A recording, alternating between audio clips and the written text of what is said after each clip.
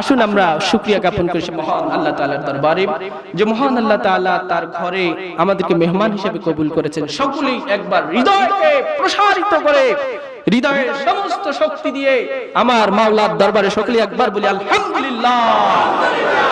বাবারা আমার, আমরা মুসলিম জাতি, আমরা সিংহের জাতি, আমরা বীরের জাতি, আমরা কাউকে ভয় করি না। এক আল্লাহ ছাড়া পৃথিবীর কোন শক্তির কাছে আমরা মাথা নত করি না। আজকে দেখবেন মুসলমানরা আল্লাহ সুবহানাহু ওয়া তাআলার কথা বললে মুসলমানরা ঘুমায়, শুকরিয়ার শব্দগুলো বললে আমাদের ঝিমানি আসে। হে মুসলিম, তুমি ঘুমাও কিভাবে? আল্লাহ তাআলার কথা শুনলে, আল্লাহর শুকরিয়ার কথা শুনলে তোমার হৃদয়ে সমস্ত শক্তি দিয়ে তো সেটা বলার কথা। আজকে দেখবেন আমাদের নেতা খেতা, উপনেতা, পাতি নেতা, যাদের ব্যাপারে আমরা স্লোগান দেই আমার নেতার চরিত্র ফুলের মতো পবিত্র, নামাজ পড়ে না, এক তো শয়তানের ভক্ত, জাহান্নামের তক্ত, বলে ঠিক কিনা? হৃদয়ের সমস্ত শক্তি দিয়ে তোমার কণ্ঠস্বরকে ব্যবহার করে তুমি যে নেতার চরিত্র ফুলের মতো নয়, যে নেতার চরিত্র কিসের মতো পবিত্র সেটা বলবো না, ওই নেতার স্লোগান দিতে গিয়ে তুমি তোমার কলিজাকে ফাটিয়ে তোলো, তোমার সমস্ত কণ্ঠস্বরকে ব্যবহার করো। অথচ যে মহান আল্লাহ সুবহানাহু ওয়া তাআলা তোমাকে, আমাকে আপনাকে সৃষ্টি করেছেন, মায়া করেছেন, দয়া করেছেন, 24 ঘন্টায় নিয়ামত রাজি দিয়ে আমাদেরকে পৃথিবীতে রেখেছেন, এখনো আমরা জীবিত রয়েছি, সে মহান আল্লাহ তাআলার দরবারে কালিমাতে শুকরিয়া বললে আমাদের ঘুম আসে কিভাবে? আমি সেটাই তো বুঝি না। ও বাবারা আমার, আমি অনেক বয়স্ক বাবাদেরকে দেখেছি চশমা লাগিয়েছে, ওই যে ভাঙ্গা চশমা গুলো আছে না, চশমা লাগিয়ে 80-90 বছর, 75 বছরের বয়স্ক ক্রিকেট খেলা দেখে, টেলিভিশনে কি দেখে? ক্রিকেট খেলা দেখে। যে বয়সে ওই লোকটি তসবিহ নিয়ে সারাক্ষণ দাঁড়িয়ে থাকার কথা ছিল, ওই বৃদ্ধ লোকটি খেলা দেখতেছে। সাকিব আল হাসান একটা ছক্কা মারছে, আর এই বুড়া সোফা থেকে লাফ দিয়ে উঠে বলে ছক্কা। আর ওই বুড়াকে যদি বলা হয় যে আলহামদুলিল্লাহ বলো, সুবহানাল্লাহ বলো, ওই বুড়ার আসে যক্ষা। জোরে বলেন ঠিক কি না? আছে না আমাদের সমাজে এরকম? অথচ ইসলাম একটি সহজ ধর্ম, জটিলতা বলতে ইসলামে কিছুই নেই। আল্লাহর হাবিব বলেছেন সুবহানাল্লাহি ওয়াল হামদুলিল্লাহি তামলানে আও তামলা আম্মা বাইনাস সামাওয়াতি ওয়াল আরদ। সিল্লাহ বলি সুবহানাল্লাহ, সুবহানাল্লাহ, আলহামদুলিল্লাহ, এই যে ছোট ছোট শব্দগুলো, আল্লাহু আকবার, লা ইলাহা ইল্লাল্লাহ, এই শব্দগুলোর পাওয়ার এতটুকু, তাহাতাস সামা ফাওকাল আরদ, আসমান এবং জমিনের মধ্যে যে মহাশূন্য জায়গাটা রয়েছে, আল্লাহর হাবিব বলেছেন কোন বান্দা যদি সুবহানাল্লাহ, আলহামদুলিল্লাহ, আল্লাহু আকবার, লা ইলাহা ইল্লাল্লাহ এগুলো যদি পড়ে, তার সওয়াব এই মহাশূন্য জায়গাটা সম্পূর্ণটা সওয়াব দিয়ে পরিপূর্ণ হয়ে যায়। সিল্লাহ বলি সুবহানাল্লাহ। নামাজ পড়ে তাহাতাস সামা ফাওকাল আরদ, আসমানের নিচে জমিনের উপরে যে মহাশূন্য জায়গাটা রয়েছে, নামাজের আমল দিয়ে, নামাজের সওয়াব দিয়ে আল্লাহর হাবিব বলে নাই যে আসমানের নিচে জমিনের উপরে পুরো জায়গাটা কি হয়ে যায়? পরিপূর্ণ হয়ে যায়। এই কথা আল্লাহর হাবিব বলে নাই, কিন্তু আল্লাহর হাবিব বলেছেন সুবহানাল্লাহি ওয়াল হামদুলিল্লাহি তামলানি ওয়া তামলা আম্মা বাইনাস সামাওয়াতি ওয়াল আরদ। সুবহানাল্লাহ, আলহামদুলিল্লাহ, এই বাক্যগুলো আসমানের নিচে জমিনের উপরে সম্পূর্ণ ফাঁকা জায়গাটা সওয়াব দিয়ে পরিপূর্ণ করে। জোরে বলেন সুবহানাল্লাহ। আসুন আল্লাহর হাবিবের প্রতি একবার মহব্বতে দরুদ শরীফ পড়ি। আজকে আমি যে আয়াতটি তিলাওয়াত করেছি, আল্লাহর হাবিব মুহাম্মদ রাসূলুল্লাহ সাল্লাল্লাহু আলাইহি ওয়াসাল্লাম, এই নবী পাক সাল্লাল্লাহু আলাইহি ওয়াসাল্লামকে কেন্দ্র করে একটি আমি কোরআনুল কারীম থেকে আয়াত তিলাওয়াত করেছি। আসুন একবার মহব্বতে সকলে বলি সাল্লাল্লাহু আলাইহি ওয়াসাল্লাম। মুআজ্জিজ মুহতারাম, এই অশান্ত পৃথিবীকে শান্ত করার জন্য আল্লাহ সুবহানাহু ওয়া তাআলা একজন মহামানবকে পৃথিবীতে পাঠিয়েছিলেন। কাকে পাঠিয়েছিলেন? এই পৃথিবীতে একজন মহামানবকে। আসুন আমরা কোরআনুল হাকিম থেকে শুনি আল্লাহ পাক কি বলেছেন। আল্লাহ সুবহানাহু ওয়া তাআলা বলেন, ওয়া মা আরসালনাকা ইল্লা রাহমাতাল লিল আলামিন। সুবহানাল্লাহ। আল্লাহ সুবহানাহু ওয়া তাআলা বলেন, নবী গো, আমি আপনাকে পাঠাই নাই, হ্যাঁ তবে আমি আপনাকে পাঠিয়েছি সারা পৃথিবীর রাহমাতাল লিল আলামিন, সারা পৃথিবীর রহমত স্বরূপ, as a blessing of whole universe। আমি আপনাকে तमाम পৃথিবীর तमाम পৃথিবীর আশীর্বাদ as a blessing আমি আপনাকে तमाम পৃথিবীর আশীর্বাদ স্বরূপ আমি আপনাকে পাঠিয়েছি। সিলাবলি সুবহানাল্লাহ। এই আয়াত দ্বারা এতটাই স্পষ্ট সুস্পষ্ট যে মুহাম্মদ সাল্লাল্লাহু আলাইহি সাল্লাম is not the prophet of Muslim community, is not only the prophet of Muslim community. Muhammad সাল্লাল্লাহু আলাইহি সাল্লাম শুধু মুসলমানদের জন্য নবী নয়। এই আয়াতে আল্লাহ তাআলা এমন একটি শব্দ ব্যবহার করেছেন রাহমাতাল লিল আলামিন। মুহাম্মদ সাল্লাল্লাহু আলাইহি সাল্লাম হলেন আলামিনের রহমত। কার রহমত? এই আলামিনের মধ্যে, এই বিশ্বের মধ্যে শুধু কি মুসলিম বাস করে? শুধু আমরাই বাস করি? ইহুদি, খ্রিস্টান, নাসারা, that means irrespective of creed, caste, nation, all walks of the people around the world, Allah subhanahu wa ta'ala sent our prophet Muhammad sallallahu alaihi wasallam as a blessing of whole universe. Subhanallah. Allah subhanahu wa ta'ala আমার নবী মুহাম্মদ সাল্লাল্লাহু আলাইহি সাল্লামকে तमाम পৃথিবীর রহমত হিসেবে প্রেরণ করেছেন।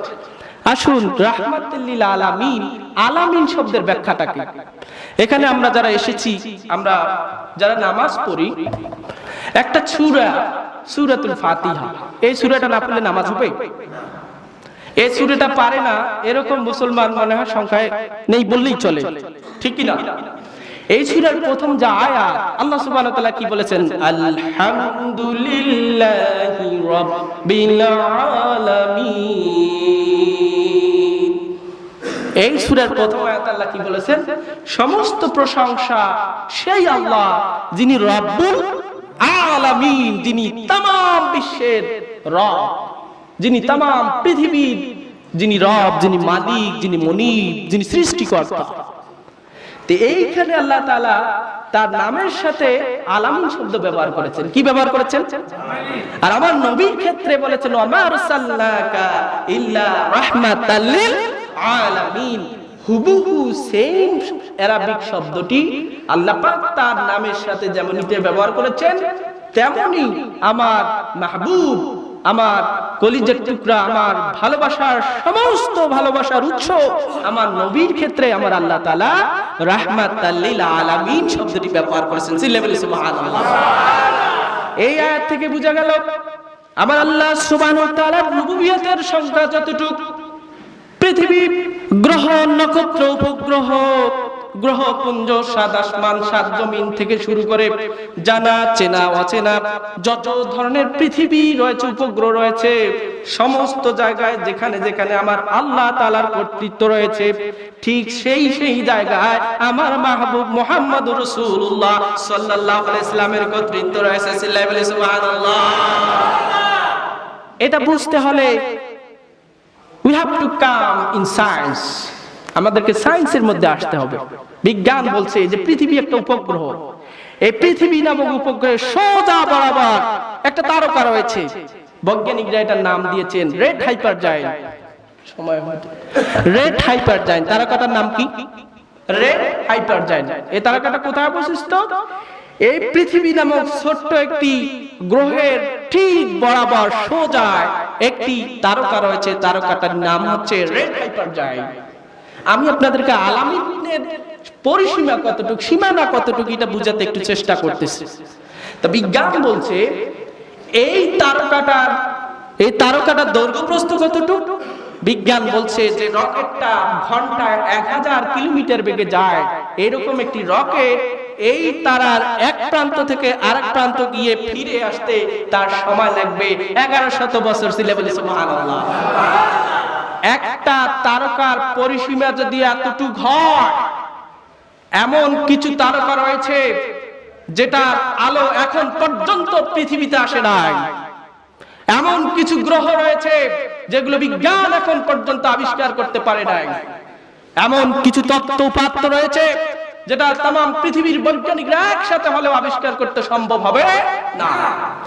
বুঝা গেল গ্রহ, নক্ষত্র, সাত আসমান, সাত জমিন থেকে শুরু করে জানা চেনা অচেনা অজানা যত গ্রহ, উপগ্রহ, নক্ষত্র আবিষ্কার হবে, যা কিছু হবে না কেন, যেখানে আমার আল্লাহ সুবহানাহু ওয়া তাআলার কর্তৃত্ব, সেখানে আমার নবী মুহাম্মদ রাসূলুল্লাহ সাল্লাল্লাহু আলাইহি ওয়াসাল্লামের কর্তৃত্ব। যারা বলেন ঠিক কি না?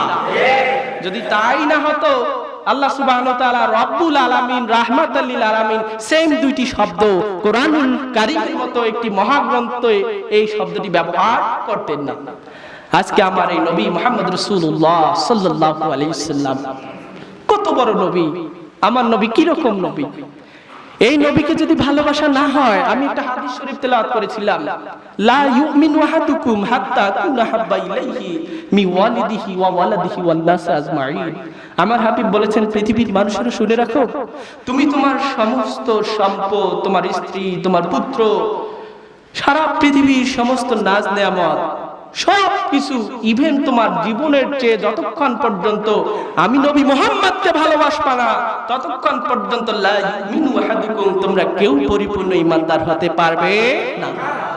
আমি নামাজ পড়ি, রোজা রাখি, হজে যাই, যাকাত দেই, সবই ঠিক আছে, আমার রাসূলের প্রেম যদি আমার হৃদয়ে না থাকে, আমার রাসূলের ভালোবাসা যদি আমার কলিজায় না থাকে, আমার রাসূলকে যদি আমি আমার জীবনের চেয়ে যদি ভালো না বাসি, আমার রাসূলকে যদি আমার পরিবার, আমার স্ত্রী, আমার সন্তান, আমার সমস্ত সম্পদ, আমার তামাম পৃথিবীর নাজ নেয়ামতের উপরে যদি আমার হাবিবকে আমি ভালো না বাসি, আমার নামাজ, আমার রোজা, আমার যাকাত, আন তাহবাতা মালুকুম ওয়া আনতুম লা তাশউরুন, আল্লাহ সুবহানাহু ওয়া তাআলার ভাষ্য অনুসারে তোমার এই নামাজ, তোমার এই রোজা, তোমার এই হজ, তোমার এই যাকাত, আল্লাহ সুবহানাহু ওয়া তাআলা আমি ঘোষণা দিচ্ছি, আন তাহবাতা মালুকুম ওয়া আনতুম লা তাশউরুন, তোমার সমস্ত আমলগুলোকে আমি ভ্যানিশ করে দিব, আমি মুহূর্তের মধ্যে নিঃশেষ করে দিব, ওয়া আনতুম লা তাশউরুন। বোঝা গেল? সবচেয়ে জীবনে বেশি ভালোবাসতে হবে কাকে? আমার নবী মুহাম্মদ রাসূলুল্লাহ সাল্লাল্লাহু আলাইহি ওয়াসাল্লাম। আমার নবী কেমন নবী ছিলেন আসুন একটু বলি, কারণ নবীকে যদি না চিনি তাহলে নবীর প্রতি ভালোবাসা বাড়বে না, আর যদি ভালোবাসা না বাড়ে, যত ইবাদত করি না কেন কাম হবে না। আল্লাহর হাবিব সুস্পষ্ট ভাবে বলেছেন, ওমর ফারুক রাদিয়াল্লাহু তাআলা আনহু এই পৃথিবীতে বসা থাকা অবস্থায় যে 10 জন সাহাবীকে আল্লাহ সুবহানাহু ওয়া তাআলা জান্নাতের সার্টিফিকেট দিয়েছেন, এরকম একজন সাহাবী আল্লাহর হাবিবকে বলতেছে, ইয়া রাসূলুল্লাহ, আমি আমার স্ত্রী, আমার পুত্র, আমার সন্তান, আমার সম্পদ, আমার তামাম পৃথিবীর সবকিছুর উপরে আমি আপনাকে ভালোবাসি, তবে ইয়া রাসূলুল্লাহ আমার জীবনের চেয়ে নয়। আল্লাহর হাবিব ধমক দিয়ে বললেন, হে ওমর, লা হাত্তা কুনা হাব্বা ইলাইকা, যতক্ষণ পর্যন্ত না ওমর তুমি তোমার জীবনের চেয়ে আমাকে ভালো না বাসবা, ততক্ষণ পর্যন্ত তুমি পূর্ণাঙ্গ ঈমানদার হতে পারবে না। এই কঠোর হুঁশিয়ারি কার বিরুদ্ধে? যে দুনিয়াতে বসে কিসের সার্টিফিকেট পেয়েছে, তার ব্যাপারে যদি আল্লাহর হাবিব এই কঠোর নির্দেশনা দেয়, আমি আর আপনার ব্যাপারে কোনো ব্যাখ্যা করার প্রয়োজন মনে হয়? ও বাবারা আমার নবী কেমন নবী? আসুন, মাইকেল এইচার্ট, নাম কি? মাইকেল এইচার্ট সারা পৃথিবীর আদম আলাইহিস সালাম থেকে শুরু করে এখন পর্যন্ত 100 জন মানুষের জীবনী লিখবেন। কি লিখবেন? জীবনী লিখবেন। তো উনি লেখা শুরু করে দিলেন, পৃথিবীর 100 জন মানুষকে তিনি সিলেক্ট করলেন। এখন উনি দ্বিধাদ্বন্দ্বে পড়ে গেলেন, কাকে বইয়ের প্রথম 1 নম্বরে দিবে, কাকে? যতবার তিনি লিখতে যান কলম চলে আসে, কাকে দিবে? অনেক চেষ্টা করার পরে আমার নবী মুহাম্মদ রাসূলুল্লাহ সাল্লাল্লাহু আলাইহি সাল্লাম সারা পৃথিবীর আর কোন মহামনীষীকে খুঁজে পায় নাই যাকে the 100 wise of a man, the most influential personality in the world, এই বইয়ের প্রথমে মুহাম্মদ সাল্লাল্লাহু আলাইহি সাল্লামকে ছাড়া পৃথিবীর আর কোন মনীষীকে দেওয়ার সাহস পায়নি। কেন সাহস পায়নি? উনি সকল মনীষীর জীবনী পড়া শুরু করে দিল, একমাত্র একজন সুপারম্যান পেয়েছেন, একমাত্র একজন মহামানব পেয়েছেন যার জীবনে কখনো মিথ্যা কথা বলেন না।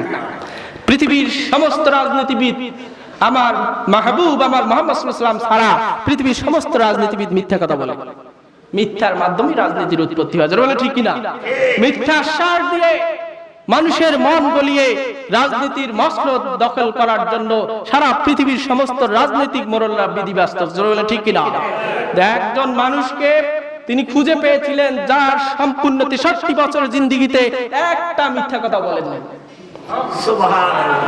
এবং এই পৃথিবীর সমস্ত পলিটিক্যাল লিডাররা ধর্ম এবং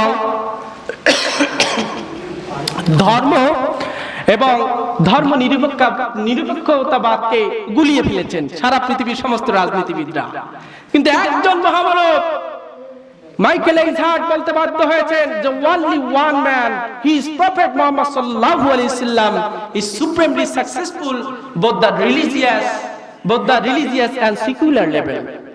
একমাত্র পৃথিবীতে একজন মহামানব, একজন মহারাজনীতিবিদকে পেয়েছি যিনি ধর্মকে এবং ধর্মনিরপেক্ষতাকে এমন ভাবে কম্বিনেশন করেছেন, এমন ভাবে মিল করেছেন, যার কাছে হিন্দু, মুসলিম, খ্রিস্টান, ইহুদি, নাসারা যে জাতিরই হোক না কেন সবাই তার কাছে সমান অধিকার পেতেছে। সুবহানাল্লাহ। পৃথিবীর কোন রাজনীতিবিদের কাছে এরকম চরিত্র আমি খুঁজে পাই নাই। That's why I compel to write the name of Prophet Muhammad sallallahu alaihi wasallam the first page of this book.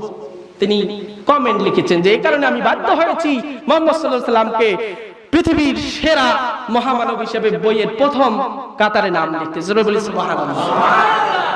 আমাদের পার্শ্ববর্তী বন্ধু রাষ্ট্র ইন্ডিয়া, বন্ধু বলেন আর বান্ধবী বলেন, যাই বলেন, এই রাষ্ট্রের একজন বিখ্যাত প্রফেসর নাম হলো রামাকৃষ্ণ রায়। তিনি একজন ফিলোসফির প্রফেসর।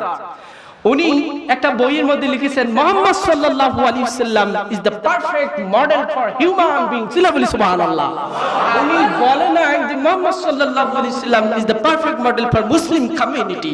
উনি বলেন না এই কথা, উনি বলেছেন মুহাম্মদ সাল্লাল্লাহু আলাইহি ওয়াসাল্লাম is the perfect model for human being. এই পৃথিবীতে যত জাতি, গোষ্ঠী, যত ধর্ম রয়েছে সমস্ত মানুষের জন্য একজন মডেল হিসেবে আমার নবী মুহাম্মদ সাল্লাল্লাহু উনি ব্যাখ্যা দিয়েছেন। আমরা যুবকেরা ও যুবক ভাইয়েরা, তোমরা মেসিকে জীবনের মডেল হিসেবে মনে করো, তোমরা আমাদের বাংলাদেশের সাকিব আল হাসানকে মডেল হিসেবে মনে করো, অথচ একজন নন মুসলিম বলতে বাধ্য হয়েছে only one man, Muhammad sallallahu alaihi wasallam is the perfect model for human being. তিনি ব্যাখ্যা দিয়েছেন যে মুহাম্মদ সাল্লাল্লাহু আলাইহি ওয়াসাল্লাম is a successful businessman. Muhammad sallallahu alaihi wasallam was a successful businessman. এই পৃথিবী টিকে থাকে অর্থের উপরে। এই পৃথিবীর যত বড় বড় ধনী রয়েছে সবগুলো ব্যবসার সাথে জড়িত। জোরে বলেন ঠিক কিনা? Bill Gates, Jeff Bezos, Mark Zuckerberg থেকে শুরু করে এই পৃথিবীর সবগুলো হলো ধনী এবং এরা হলো বিজনেস ম্যাগনেট। এদেরকে সফল বিজনেসম্যান বলেন না, আমার নবীকে বলেছেন সফল বিজনেসম্যান। আমার নবী মুহাম্মদ রাসূলুল্লাহ সাল্লাল্লাহু আলাইহি সাল্লাম খাদিজাতুল কুবরা রাদিয়াল্লাহু তাআলা আনহা ব্যবসা পরিচালনা করেছেন। এই যতদিন ব্যবসা পরিচালনা করেছেন এক সরিষা পরিমাণ ওজনে কম দেন নাই। সেখানে কোনো ঘুষের টাকা ঢুকে নাই, সেখানে কোনো সুদের টাকা ঢুকে নাই। আজকে যারা পৃথিবীর মোড়ল, যারা পৃথিবীর বিজনেস ম্যাগনেট, ব্যাংক কেলেঙ্কারি রয়েছে, অর্থনৈতিক কেলেঙ্কারি রয়েছে, সুদের টাকা এসেছে, ঘুষের টাকা এসেছে, কিন্তু একজন ব্যক্তিকে পেয়েছি যার জীবনে কখনো সুদের ঘুষের টাকা ব্যবসায় ঢুকে নি। সিলেবলি সুবহানাল্লাহ। উনি বলেছেন মুহাম্মদ সাল্লাল্লাহু আলাইহি ওয়াসাল্লাম was the successful leader for emancipating of women's society. নারী মুক্তির আন্দোলনে নারীদের অধিকার দিতে এই পৃথিবীর একজন নেতা মুহাম্মদ সাল্লাল্লাহু আলাইহি সাল্লাম ছাড়া পৃথিবীর আর কোন নেতা নারীর মুক্তি দিতে পারে? নিজের বলেন ঠিক কিনা? সিডো তৈরি হয়েছে, CEDAW convention on elimination of all kind of discrimination against women. নারীর অধিকার যেখানে ভুলুণ্ঠিত হবে সিডো সেখানে কাজ করবে। কি কসুর কাজ করে সেটা আমরা দেখি। যারা বলেন ঠিক কিনা? কিন্তু আমার নবী মুহাম্মদ রাসূলুল্লাহ সাল্লাল্লাহু আলাইহি সাল্লাম নারীকে যা অধিকার দিয়েছে, পৃথিবীর কোন ধর্ম, পৃথিবীর কোন রাষ্ট্রপ্রধান, পৃথিবীর কোন মন্ত্র, পৃথিবীর কোন ইজম নারীকে এরকম অধিকার দেয়নি। যারা বলেন ঠিক কিনা? আইয়ামে জাহিলিয়ার যুগে নারীদের কোনো অধিকার ছিল না। আইয়ামে জাহিলিয়ার যুগে নারীদেরকে পণ্য দ্রব্যের মতো ব্যবহার করা হতো, তাদেরকে জীবন্ত পুঁতে হত্যা করা হতো। when Muhammad sallallahu alaihi wasallam came, Muhammad sallallahu alaihi wasallam stood up against women discrimination, এবং তিনি নারীদেরকে যে অধিকার দিয়েছেন, পৃথিবীর শুধু মুসলিম নয়, পৃথিবীর সমস্ত নারী যদি বলে যে ইসলাম নারীকে যে অধিকার দিয়েছে এটা ফিরিয়ে দাও, তামাম পৃথিবীর সমস্ত নারীরা জান্নাতি সুখ পৃথিবীতে থেকেই অনুভব করবে। যারা বলে ঠিক কিনা? আমার নবীকে নিয়ে রামকৃষ্ণ রায় বলেছেন মুহাম্মদ সাল্লাল্লাহু আলাইহি সাল্লাম, টাইম প্রায় শেষ করে দিচ্ছি। আমার নবী মুহাম্মদ রাসূলুল্লাহ সাল্লাল্লাহু আলাইহি সাল্লাম ওয়াজ এ সাকসেসফুল জাজ। আমার নবীকে কেন মডেল বলেছেন? তিনি ব্যাখ্যা দিয়ে বলেছেন যে আমার নবী এই পৃথিবীর সেরা বিচারক। কি বিচারক? আজকাল আমাদের সমাজের ছোট্ট মেম্বার, নেতা, পার্টি নেতার কাছে গেলেও সুবিচার পাওয়া যায় না। তোর বলুন ঠিক কিনা? ছোট্ট একটা পার্টি নেতার কাছে গেলেও আপনি সুবিচার পাবেন না। কিন্তু আমার নবী মুহাম্মদ রাসূলুল্লাহ সাল্লাল্লাহু আলাইহি সাল্লাম বলেছেন, আমার মেয়ে ফাতেমা যদি চুরি করে, আমি যেটা দেখি আমি তার হাত কেটে দেব।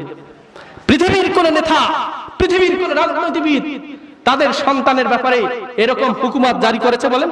না। আইনের ফাঁক দিয়ে নিজের সন্তান, নিজের পরিবার, নিজের আত্মীয় স্বজন অপরাধ করলে আইনের ফাঁক দিয়ে ছাড়িয়ে দেয় কিনা বলেন? এই কারণে সব দিক বিবেচনায় আমার নবী মুহাম্মদ রাসূলুল্লাহ সাল্লাল্লাহু আলাইহি সাল্লাম is the perfect model for human being. Syllable সুবহানাল্লাহ। এই নবীকে নিয়ে আর 2 মিনিট বলে শেষ করে দিব। এই নবীকে নিয়ে ফ্রান্সের কুখ্যাত সরকার আমার নবীকে নিয়ে যে ব্যঙ্গাত্মক চিত্র যেটা সারা পৃথিবীতে ছড়িয়ে দিয়েছে, এই ফ্রান্সের গভর্নমেন্ট শুধু মুসলমানদের হৃদয়ে আঘাত করেনি। আমার নবী তো শুধু মুসলমানের নবী নয়, আমার নবী তো শুধু মানব জাতির নবী নয়, আমার নবীর সীমানা তো শুধু পৃথিবী নামক গ্রহের মধ্যে সীমাবদ্ধ নয়। আমার নবীর সীমানা, আমার মহান আল্লাহর সীমানা যেখানে যতটুক ততটুক পর্যন্ত। আমার নবীর চরিত্র নিয়ে ব্যঙ্গাত্মক ভাবে সারা পৃথিবী ব্যাপী ছড়িয়ে দিয়েছে। এই ফ্রান্সের গভর্নমেন্ট শুধু আমাদের হৃদয়ে রক্তক্ষরণ করেনি, সারা পৃথিবীতে যত মাখলুকাত রয়েছে, সারা পৃথিবীতে যত সৃষ্টিজীব রয়েছে, সমস্ত সৃষ্টিজীবের হৃদয়ে অন্তরে আঘাত করেছে। বলুন ঠিক কিনা? মুসলমান তুমি বিএনপি করো, আওয়ামী লীগ করো, জাতীয় পার্টি করো, তুমি হেফাজত, তুমি জামাত, এটা আমার দেখার বিষয় নয়। আমাদের পরিচয় আমরা মুসলিম। আমার মাহবুব হচ্ছে আমার নবী, আমার ইমানের অংশ। আমার নবীকে নিয়ে যদি কেউ ব্যঙ্গাত্মক ঘোষণা করে, আমার নবীকে নিয়ে, আমার নবীর চরিত্রকে নিয়ে যদি কেউ কটূক্তি করে, তার বিরুদ্ধে আওয়ামী লীগ বুঝি না, বিএনপি বুঝি না, জামাত বুঝি না, হেফাজত বুঝি না, সারা পৃথিবীর সমস্ত মুসলিমকে এক কাতারে দাঁড়িয়ে কঠিন হস্তে সেটাকে প্রতিবাদ করতে হবে। না হলে কিয়ামতের ময়দানে আল্লাহ সুবহানাহু ওয়া তাআলা আমাদের যতই আমল থাক না কেন, আন তাহাবাতা আমালুকুম ওয়া আনতুম লা তাশউরুন, আমাদের সমস্ত আমলগুলোকে আল্লাহ সুবহানাহু ওয়া তাআলা একদম মুছে দিবেন। কারণ আল্লাহ সুবহানাহু ওয়া তাআলা আমার নবীকে ভালোবাসেন। যিনি আমাকে সৃষ্টি করেছেন উনি নবীকে ভালোবাসেন, উনি নবীর নামে দরুদ পড়েন, উনি আমার মাহবুবকে নাম ধরে ডাকতেও লজ্জা পান। পুরো 6666টি আয়াতের মধ্যে 4 বার শুধু আমার নবীকে নাম ধরে ডেকেছেন। এছাড়া আর কোথাও আল্লাহ তাআলা তার মাহবুবের নাম ধরে ডাকেন নাই। এতটা ভালোবাসেন, এতটা মহব্বত করেন। এরকম নবীর চরিত্র নিয়ে যদি পৃথিবীর কোনো কাফের মুশরিক অথবা মুসলমান যদি কোনো কটূক্তি করে, আর আমরা মুসলমান যদি হাত গুটে বসে থাকি, কিয়ামতের ময়দানে in the day of judgement you will be asked, আপনাকে প্রশ্নবদ্ধ করা হবে। কারণ আল্লাহ হাবিব বলেছেন, মান রাআ মিনকুম মুনকারান ফালিয়ুগাইয়ির বিয়াদিহি। প্রথম আল্লাহর হাবিব বলেছেন হাত দিয়ে প্রতিরোধ করতে। হাত দিয়ে প্রতিরোধ করার তোমার ক্ষমতা না থাকলে বক্তৃতা দিয়ে, সভা সেমিনার করে প্রতিবাদ করতে, তাও যদি সম্ভব না হয়, হৃদয় দিয়ে হলো তাদেরকে ঘৃণা করতে বলা হয়েছে। জোরে বলুন ঠিক কিনা? আজকে এই আলোচনার সর্বশেষ মেসেজ হলো, আমরা আমাদের নবীকে আমাদের জীবনের চেয়ে ভালোবাসবো।